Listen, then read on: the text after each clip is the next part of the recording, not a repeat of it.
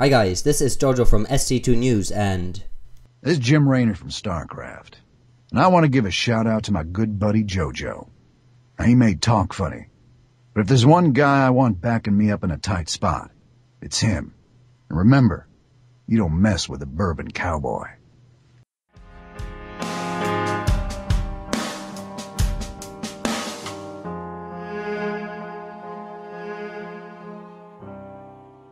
Hi guys, this is Jojo from SC2 News and this is episode 2 of Behind the Scenes. Today I'm talking to Richard Rich Stanway, who describes himself as the tech guy at Teamliquid and who you've probably run into on the forums. Welcome, how are you today?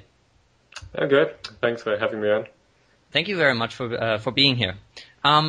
Before we talk about Teamliquid and StarCraft, tell us a little bit about yourself. Where are you from? What do you love? What do you hate? What do you do when you don't keep TL running? I'm originally from England. I moved to the US a year ago to work full-time for Teamliquid. Mm-hmm. That's been quite an adventure for me. I'm enjoying it here. Outside of Teamliquid, I mean, Teamliquid is something that is really, there's no like set hours for working on Teamliquid. It's like something that happens all the time. So even like after hours, we're all still very much working for Teamliquid. Like, it's just a very casual atmosphere here. We play a lot of video games, of course. Recently we've been playing Dota 2, mm-hmm. and Hotvid and all the other guys play that quite a bit. He's getting into it a lot more than I am. Mm-hmm. And how and when did you first encounter StarCraft? I started getting involved with StarCraft 1 in around 2001. I just started going to university in England back then. Mm-hmm. And the first year of university was kind of quiet for me because I already knew a lot of the subject matter. So I was looking for things to do to pass the time. And my friends at the time were playing Brood War, like not the actual game, mostly like the custom maps, like the tower defense games and Starship Troopers and that kind of stuff. So I bought a copy of Brood War so I could play with them. And I played that for a bit and then I kind of put it aside until about 2005 when one of my friends linked me to I think it was a Pro League stream, mm-hmm. where they were playing like one day like grand finals in Korea. And it was like blew my mind that there was like this huge competitive professional gaming scene built around StarCraft. And I started getting involved with that, like watching it every night, staying up until ridiculous hours and that kind of stuff. Yeah, I know exactly what you're talking about.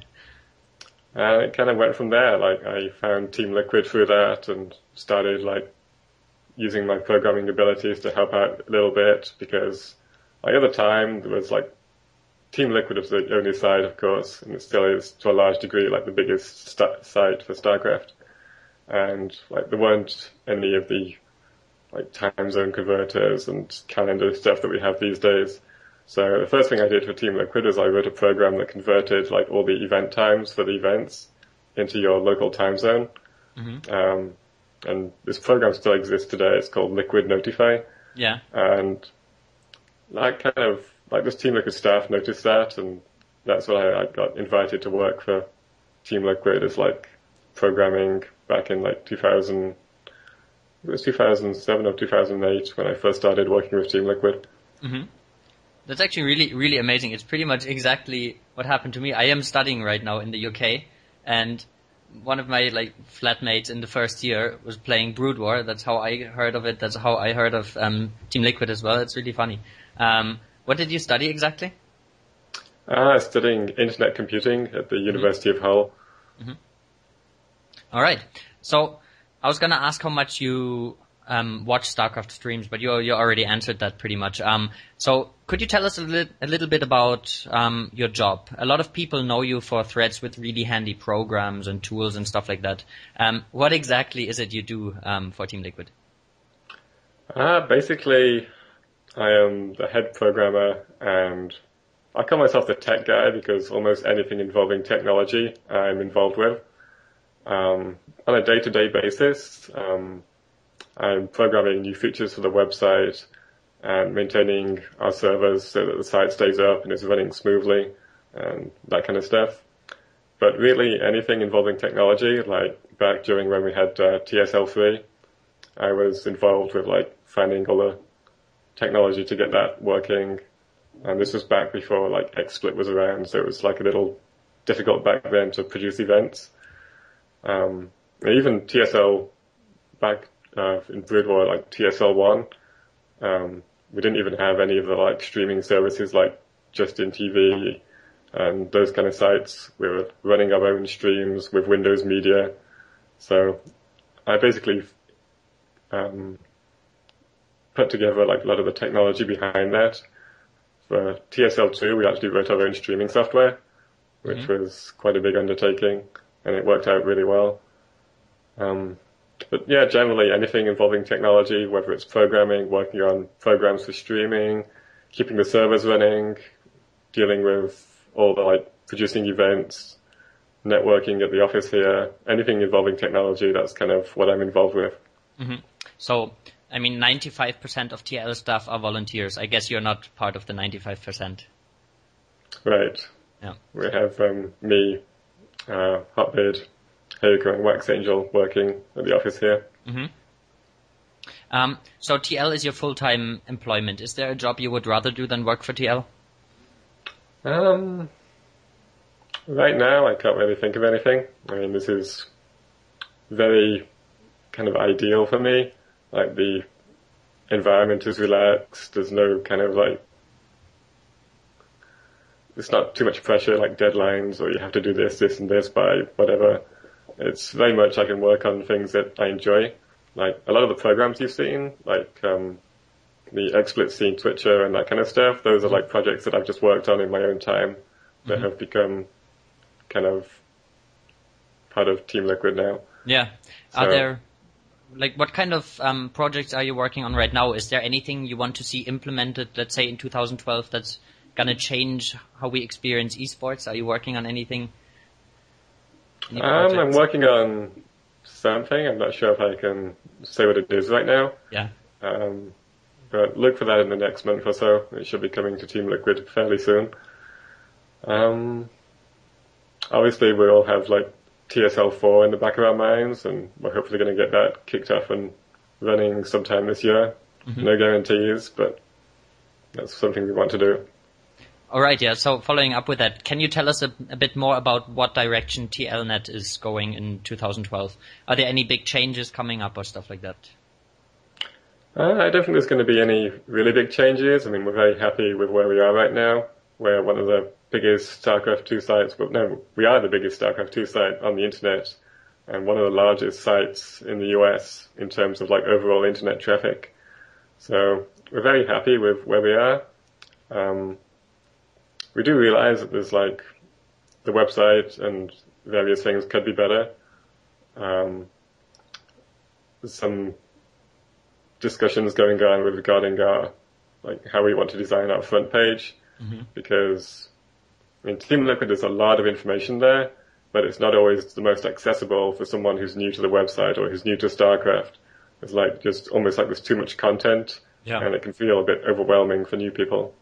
So we want to make it more accessible, but at the same time, we don't want to like change too much stuff because we know we have a lot of existing users who are very happy with the way it is right now. How much time do you spend yourself? Like, how much time do you spend on the forums? I read a lot of the threads. I don't post that much. But yeah, I spend a lot of time browsing the threads. I would say StarCraft 2 general, blogs, and a little bit of tech support and TL community are the areas that I frequent the most. A lot of players are wondering how they can get their streams featured on Teamliquid. Tell us a little bit about the decision-making process behind who's being added.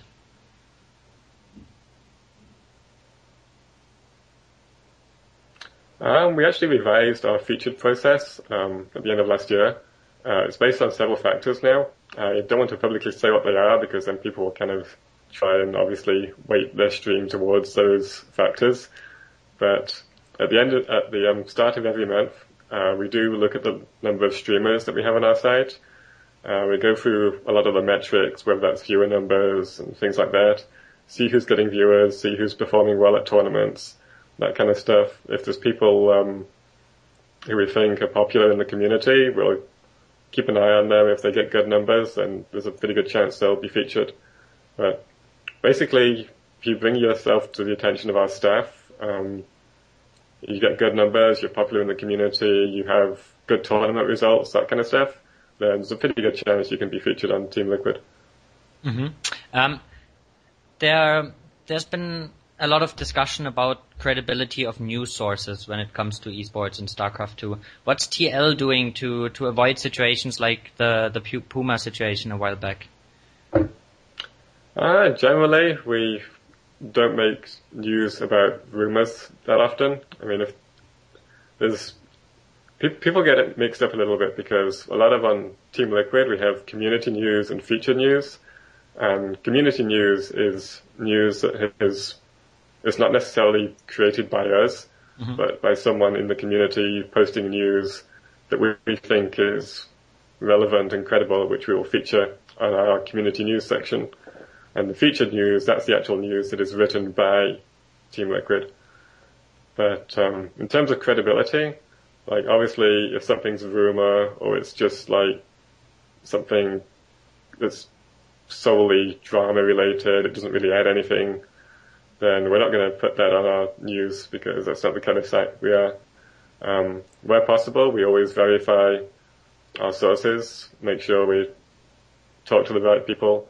Like we have a lot of contacts in the esports scene, so if there's something potentially we're unsure about, we can always contact the right people and get the full story usually. So we try and keep our news very credible. Mm-hmm. Another issue that's been discussed over and over again is to create a forum where only pros can post, pro players.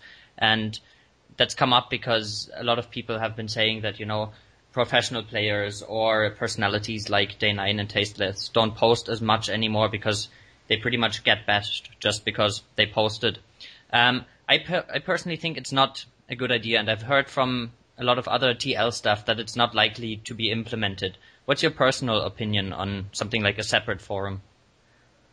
I also don't really think it's a very good idea. I think it'll put too much weight on the pros' opinions, and it creates a very sort of elitist environment where I just don't like the idea of something where people can post and like there's no chance for anyone to respond to something maybe that they've said.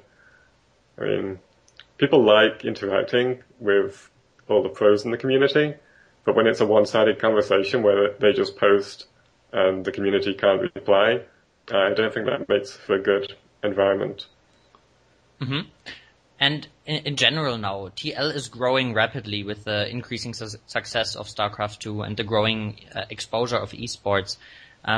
What are the pros and cons of TL becoming more and more popular with a lot of new people joining the forums? Well, obviously it's very good because it creates a larger community for esports in general. It does pose a few problems for us, mainly in terms of like moderating the forums. We have a lot of new people posting who aren't sure of like the rules and regulations and what kind of stuff is allowed on Teamliquid. So it's put a bit of a burden on our moderation. We like to keep our forums very relevant and clean and on topic. So we do moderate fairly heavily, which we have received a bit of criticism for, but I think overall maintaining a good community is more important than the occasional like angry person because their opinion was moderated or something like that. Also technically, our database size and things like that, they've grown enormously since StarCraft 2 came out. At the start of, I think it was 2010, in preparation for like StarCraft 2, this is right after TL, if I'm remembering correctly. We did a lot of our backend software. We were using Apache web server, which was really not handling the load very well. and we've reworked our architecture to be a lot more stable. Because I'm sure a lot of people remember during TSL, the site would very often go down during the games just because of so many people connecting. So we've improved that. The site is a lot faster than it used to be. We're on new hosting with Voxel, who are based in New York. So technically, it's challenging keeping. We're one of the busiest sites in the US. I think we're top 4,000 or something. Mm-hmm. So we have a lot of traffic. Just keeping the site up and running has been a challenge. It's pretty stable now, but as we continue to grow, especially I think when Heart of the Swarm comes out, reevaluate, get some more servers, that kind of stuff, in terms of the volume of people posting on the site, making sure everything stays organized, moderated, that kind of stuff. Mm-hmm. And finally now, Homestory Cup IV is on right now until the 8th of January. Are you watching it, and who's your favorite to take first place? Yeah, I'm following it. I was watching the games before I started this interview, actually.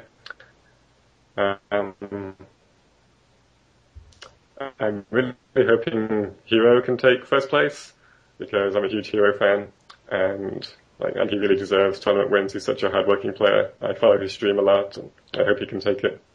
Mm-hmm. Thank you very much for a very insightful interview, and I wish you a very successful year 2012. Is there anything you would like to say to the viewers? I can't really think of anything.